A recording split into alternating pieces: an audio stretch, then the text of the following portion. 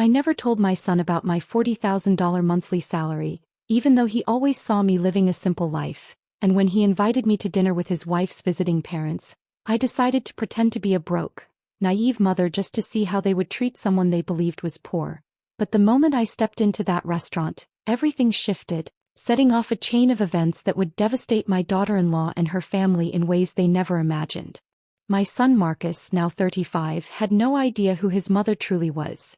To him I was just the woman who left early, came home tired, cooked simple meals, and lived quietly, never revealing that I earned $40,000 every month as a senior executive negotiating million-dollar contracts for a multinational corporation. I never told him because I never needed to boast. True power stays silent. And so I kept my wealth hidden behind my modest apartment, worn-out handbag, discount clothes, home-cooked meals, and careful investments that made me rich in silence. But when Marcus called that Tuesday afternoon, sounding nervous like a child who'd done something wrong, and asked me to join the dinner because Simone's parents were visiting for the first time, something in his tone bothered me. It wasn't an excited invitation but a plea not to embarrass him.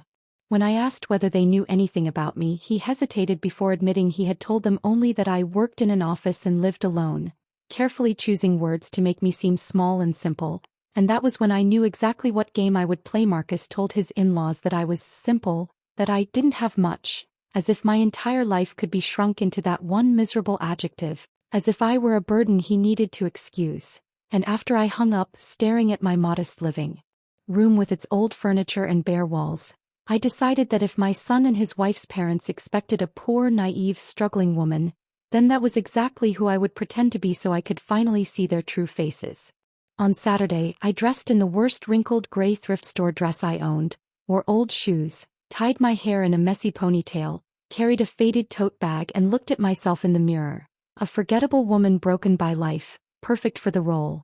Then took a taxi to a high-end restaurant where the menu had no prices and each table setting cost more than an average salary, feeling a strange blend of anticipation and sadness as I silently hoped I was wrong about them. But the part of me that had survived 40 years in corporate boardrooms already knew the truth. When I stepped out in front of the glowing entrance and walked inside, I saw Marcus in a dark suit, anxious, standing beside Simone in her elegant cream dress with gold accents and perfectly styled hair, looking every bit the woman prepared to judge the poor mother she believed she was about to meet. Impeccable as always, Simone wasn't looking at me. She was looking toward the entrance with a tense, embarrassed expression, and when I followed her gaze, I saw her parents seated like royalty at the center of the table, Veronica shimmering in a sequined emerald dress with jewels dripping from her neck and wrists, her cold, intimidating beauty matched by Franklin's immaculate gray suit and massive watch, both of them looking as if they had stepped straight out of a luxury magazine. I walked toward them slowly, taking small, hesitant steps as if I didn't belong in a place like this, and Marcus was the first to notice me. His eyes widened, he swallowed hard, and his awkward "Mom, you said you'd come," told me everything I needed to know. I smiled timidly and let Simone give me a cold, mechanical kiss on the cheek before she introduced me to her parents with an apologetic tone. And in the moment Veronica's eyes swept over my wrinkled thrift store dress, worn-out shoes and faded tote bag, I saw the judgment and disappointment she didn't bother to hide. Her handshake was cold and weak, Franklin's charm was hollow, and I ended up in the chair farthest from them as though I were an afterthought, ignored as I struggled with the heavy French menu until Veronica offered help, ordering something simple for me so it wouldn't cost too much, a phrase that floated in the air like an insult while Marcus looked away and Simone twisted her napkin in discomfort. And as Veronica launched into polished small talk about their overseas trip, the exhausting flight, and how different everything was compared to home, I simply watched them with quiet eyes, taking in every gesture, every glance, every drop of condescension, exactly what I had come for. Veronica spent the entire dinner subtly boasting about her wealth, her travels, her luxurious lifestyle, and the expensive things she and Franklin provided for Simone, each word carefully designed to belittle me. She flaunted their $1,000 a night hotel, luxury car, designer shopping, and even the price of her $80 steak, expecting me to be impressed while speaking with a sugary arrogance that hid sharp disdain. When she asked what I did for work, her condescending smile said more than her words. Then she struck where she knew it would hurt most, questioning whether I lived alone, whether I could afford to survive, and whether I had been capable of giving Marcus anything of value when he married Simone. Each comment was a veiled insult wrapped in false kindness, painting me as a poor, inadequate mother. Marcus was tense, Simone avoided eye contact, and I simply smiled, feeling a cold, steady rage beneath my calm exterior, because people like Veronica always reveal themselves when they talk too much, and every word she spoke exposed just how empty she truly was. Veronica lifted her glass proudly, bragging about the exclusive French wine that cost $200 a bottle, explaining that people who truly appreciate quality never settle for less, then asking if I drank wine as if she already expected my answer to be beneath her standards. When I admitted I only drank the cheapest kind on rare occasions, she smiled with that same condescending sweetness, insisting that a refined palate required travel, education, and experience, things she clearly believed I lacked. She and Franklin went on about their vineyard tours across Europe, South America, and California, praising Simone for inheriting their good taste, while Simone forced a weak smile. Then Veronica turned to me, asking whether I had any hobbies, and when I mentioned simple pleasures, cooking, walking, television, she exchanged another loaded glance with Franklin, pretending to compliment simplicity while implying that women like her lived on a higher cultural plane. Dessert arrived, hers $30 covered in edible gold, mine modest, and as she delicately picked at it she shifted into a falsely maternal tone, claiming it was time to discuss family matters. She reminded us that she and Franklin had supported Simone and would continue to do so, then looked directly at me as she explained that Marcus and Simone deserve stability, both financial and emotional, and that Marcus shouldn't have unnecessary burdens. The word hung in the air like a slap. He meant me. She was calling me a burden to my own son. Marcus stiffened, Simone stared at her plate, and I simply repeated the word silently, feeling it settle into the room. A cold, calculated judgment disguised as concern. Veronica continued speaking as if she were delivering some benevolent decree, explaining that Marcus was a good son but that his concern for me shouldn't interfere with his marriage, asking if I understood her. Perfectly, I answered. He smiled pleased. Then she announced that she and Franklin had been thinking of a solution. They could offer me a small monthly allowance.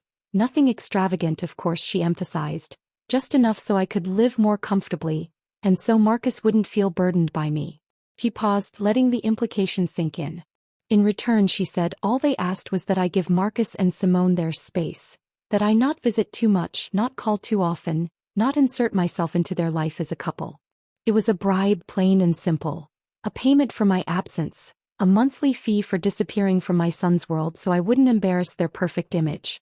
Marcus snapped, telling her to stop, but she shut him down with a raised hand, insisting that we were talking like adults. The table fell into a heavy silence as I calmly wiped my lips, took a sip of water, and let their offer sit there between us like something rotten. Veronica watched me with expectation, Franklin with superiority, Simone with her eyes lowered in shame, and Marcus with quiet panic. Then I finally spoke, and when I did, my voice was no longer timid. It was steady, cold, and unmistakably controlled. That's an interesting offer, Veronica. Truly generous. She smiled proudly, thinking she had won. I nodded slowly. But I just have one question, only to understand things clearly. Veronica straightened, confident. Of course. Ask. I leaned forward just slightly, my eyes never leaving hers. How much, I said softly, is this modest monthly allowance you have in mind? Veronica hesitated before answering, saying they were thinking about $500, maybe $700 a month, and I nodded slowly, repeating it back to her. $700 a month for me to disappear from my son's life. She tried to correct me, but I cut her off, because that was exactly what she'd said. She shifted in her chair, insisting I shouldn't misunderstand, that they only wanted to help, and I smiled politely as I asked how much they had helped with Marcus and Simone's house. Proudly she said $40,000. And the honeymoon? $15,000 for a 3-week European trip. So, I said softly, about $55,000 invested in them. Veronica beamed and said that when you love your children, you don't hold back, and I nodded. Exactly. When you love your children, you don't hold back. Then I leaned in just slightly. But I'm curious, Veronica, did all that money buy you anything? Did it buy you respect? Real love? Or did it just buy obedience? Her face froze. The air around the table shifted. I continued, my voice sharpening, telling her she'd spent the entire dinner talking about money, about how much things cost, how much she spent, how much she owned. Yet she hadn't once asked how I was, if I was happy, if I needed anything, if I was lonely. Instead, she had calculated my worth and decided I was worth exactly $700 a month. She tried to deny it and I stopped her again. Yes, you did. You measured my value with your wallet. And do you know what I realized, Veronica? People who talk the most about money are always the ones who understand their own worth the least. Franklin attempted to defend her, but I turned to him and asked if her intention was to pity me, to humiliate me through the entire meal, or to offer me alms so I'd vanish conveniently from their perfect lives. He had no answer. Marcus whispered, pale, asking me to stop, but I shook my head. I was done being quiet. I set my napkin on the table and leaned back, no longer small or timid. I met Veronica's eyes directly. She held my gaze for barely a second before looking away. Something had shifted and she felt it. Maybe for the first time in her life she wasn't the most powerful woman at the table. Everyone at the table felt the shift as I spoke. I reminded Veronica of her own words about admiring women who struggle alone, then calmly asked if she had ever truly done that, worked without support, built anything by herself, or created something without family money. She hesitated, claiming she managed investments and properties, but I gently pointed out those were businesses built by her husband and funded by wealth she didn't have to fight for. Franklin tried to defend her, but I explained the difference between managing money that already exists and building a life from nothing. Then I told them the truth I had never shared in full, even with Marcus. At 23, I lived in a tiny rented room, worked a low-paying job, ate the cheapest food, and faced the world completely alone. When I got pregnant and everyone abandoned me, I kept going anyway.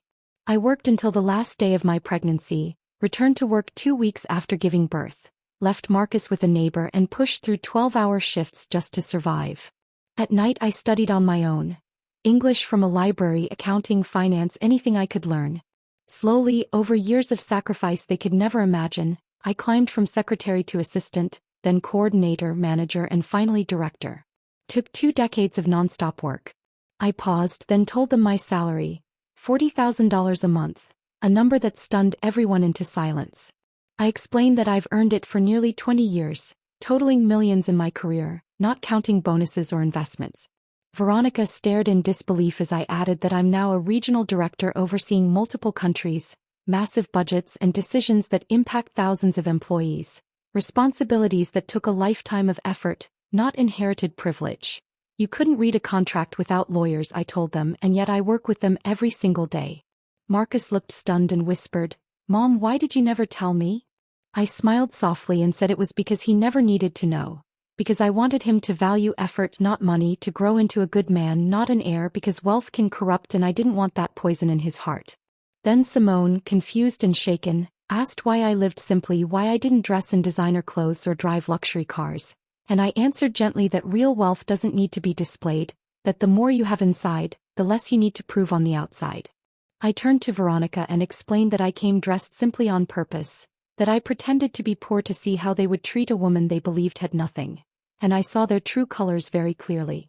Veronica flushed with humiliation and snapped that if I earned so much someone would have known, but I told her Marcus believed I was poor because I allowed him to, because I lived quietly and invested instead of flaunting. Franklin tried to defend their behavior, but I reminded him of every insult they had thrown at me, calling me a burden, offering me $700 to disappear, judging my clothes, my life, and my worth. I stood, looked them directly in the eyes, and told them something no one had ever dared to. Money can buy comfort, but it cannot buy class, empathy, or true education. They were wealthy perhaps, but impoverished in everything that mattered. Veronica stood up shaking with anger, accusing me of deceiving them, but I answered calmly that I never made them look like fools. They did that themselves through the way they treated someone they assumed was beneath them. Simone's eyes filled with tears as she whispered she hadn't known, and I assured her I understood, because it wasn't her cruelty but her parents'. Then I added that they had humiliated me freely, enjoying every second of it, until they realized the poor woman they mocked had more money than they did, and now they simply didn't know what to do with the truth. I looked Veronica straight in the eyes and said, I have every right, because I am your son-in-law's mother, because I deserve respect, not for my money or my job, but simply because I am a human being, something you forgot throughout this entire dinner. Marcus stood up and begged me to leave, but I told him I wasn't finished. Turning back to Veronica, I said, You offered me $700 a month to survive. Let me make you a counteroffer. I'll give you $1 million right now if you can prove you've ever treated someone kindly who didn't have money. She said nothing and I continued, that's the difference between us. I built wealth, you just spend it. I earned respect, you try to buy it. I pulled out my black platinum corporate card, dropped it on the table and told her to pay for dinner with a generous tip as a gift from the broke, naive mother she mocked. Fear flickered in her eyes as she picked it up, insisting she didn't need my money. I know, I replied, just like I didn't need your pity. When Franklin demanded respect, I reminded him that respect was missing when his wife questioned my salary, implied I was a burden and tried to pay me off to disappear. She wanted control, not kindness, I told him. Simone sat trembling, apologizing through tears, but I stopped her. She always knew how her parents treated people and chose silence. Marcus came to me, apologizing with a breaking voice for assuming I was weak, and I hugged him, telling him he had nothing to apologize for. I raised him to be independent, to value the right things, but their actions made me step in because loving someone means giving them freedom, not control, not money, not manipulation. Those are lessons money can't buy. Marcus hugged me tightly, whispering, I'm so sorry. Veronica remained rigid, her eyes a mixture of confusion and contained rage. This doesn't change anything, she finally said. You lied. You deceived us. You came here with hidden intentions. That's true, I replied calmly. I pretended to be something I'm not. Exactly what you do every day. Franklin asked, what is that supposed to mean? I looked at him steadily. You hide behind money, behind jewels, behind trips, behind everything you can buy, but inside you are empty. You have no deep conversations, no real interests. Nothing to offer beyond a bank account. Veronica laughed bitterly. Coming from someone who lied all night, that's hypocrisy. Perhaps, I said, but my lie exposed the truth, your truth. And now you can't hide. Now you know I saw you, felt every comment, stored every insult disguised as advice, and I will never forget it. The waiter timidly approached. Franklin waved him away. Veronica sat back, defeated, not in money but in power. Era, she said softer, I don't want this to ruin the relationship between our families. Marcus and Simone, let this what? I interrupted. Let this ruin your plans? Let this expose your true nature? Too late, Veronica. The damage is done. I know who you are and you know who I am. That truth cannot be erased with apologies or fake smiles. You treated me like trash, and you enjoyed it because you thought you could. Franklin cleared his throat. You provoked this situation. Yes, I said, I did because I needed to know. I needed to confirm what I already suspected. Your money doesn't make you better. You despise those without the same things. You are not good people. Veronica wiped a tear. We are not bad people. Maybe not, I said, but you are definitely not good, and there's a huge difference. The waiter left the check, no one touched it. Veronica held my black card hesitantly. I'm not going to use it, she said. We'll pay our own bill. Perfect, I replied. Then keep that card as a souvenir. A reminder that not everything is as it seems, that the woman you scorned all night has more than you will ever have. At the elegant dinner, Veronica and Franklin, Simone's wealthy parents, attempted to intimidate me with their luxury, subtle condescension, and a $700 allowance to vanish from my son Marcus's life, measuring my worth by money while flaunting theirs. I remained calm, listening as they exposed themselves through every smug remark, until I revealed my truth. I had raised Marcus alone, built a career from scratch, and now earned $40,000 a month as a multinational director, yet chose to live simply, letting him grow with values, not wealth. Their arrogance crumbled as I exposed the emptiness behind their riches, rejected their pity disguised as control, and paid the $800 dinner with my exclusive Centurion card, leaving them humiliated and confronted with the fact that real wealth is earned, not flaunted, and dignity cannot be bought. Simone wept, Marcus apologized, and Veronica and Franklin were left silent, stripped of superiority, forced to face the reality that the woman they tried to belittle held power they never understood, and that respect, empathy, and human worth are lessons no amount of money can buy. After the dinner, I turned to Simone, telling her she wasn't to blame for her parents' behavior, that while we don't choose our family, we choose how we act and treat others, and that one day when she has children she Must teach them to value hearts over bank accounts. She sobbed. Marcus held her, and I left the restaurant feeling an immense emotional weight lift off me, no longer pretending, no longer tolerating injustice. Outside, in the cool night air, Marcus asked why I had pretended to be poor, and I explained it was to see his family's true colors, to protect his growth, and to let him achieve without depending on me financially. I told him that money can be used to control or to live freely, to humiliate or to help quietly, and that he now had a choice, which path to follow as a husband, a father, and a man. He nodded slowly, understanding the lessons of dignity, humility, and true wealth, while I realized that everything I had done, every sacrifice and every silent decision, had built not just financial security, but a legacy of values that no money could ever buy.